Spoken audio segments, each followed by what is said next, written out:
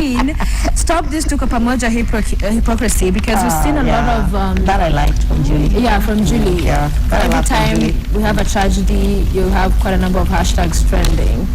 And Julie saying there are no words to describe it. The absolute horror of it all defies description. What do you say in the face of such wanton, taking of life? How do you come to terms with such complete and utter evil? There is an emotion weighty enough to capture the magnitude of the Garissa massacre, except maybe despair. But she goes on to just talk about, again, there's a hypocrisy around all of that, and what we see a lot of people post. Do you agree?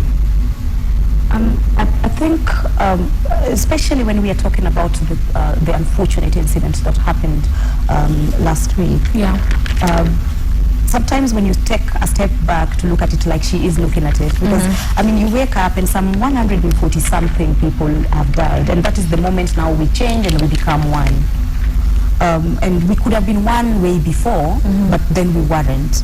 But then the moment that grisly act happens, then we become one.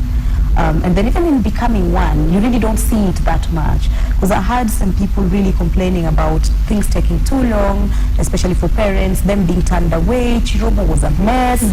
And yet the hashtag continues that, we are one. You do not see all that glitter and all that, like we're going to do this in the same way like you would have seen it the other time. Some people were saying they were much more one when it was Westgate. So her line of thought, sometimes it may not look good because of what has happened, but then she's just saying what is true. It's like, you wait for something to happen and then we are one that time. Then when it goes, then we are not one. So it's hypocrisy. What do you think? Some truth to it, hard truth. But also, for me, these hashtags, tuko pamoja, we are one, je suis Nairobian now, or Garissa or Kenyan, whatever is going on, I think sometimes that's the only kind of support you can show. Maybe you have nothing else to offer. You can't bring back someone who's dead. There's nothing you can do in your position as Sophia maybe, or just any other individual at home to fight terror.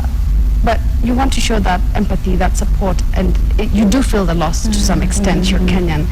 You feel a loss of security, a loss of lives, just sometimes that's the only thing you can do. It doesn't mean you're being a hypocrite. I used to think the same thing. I used to be like, is this a hashtag? How will hashtag bring our girls back? Somebody holding up a paper on Instagram.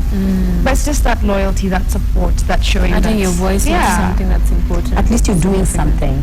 But I think what she is talking about is not necessarily the hashtag. It's how it's very easy to come up with ones that say we're together at that time of sadness in particular areas. And I think what she's saying is that a building could collapse in Kayole, for example, but then there will not be that tuko pamoja bit.